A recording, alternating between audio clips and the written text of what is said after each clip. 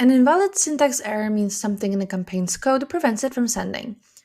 Most often, this comes from unsupported or mistyped merge tags. Merge tags insert dynamic values into your campaign using curly brackets, for example, first name or sender info. To work, they must follow the exact format.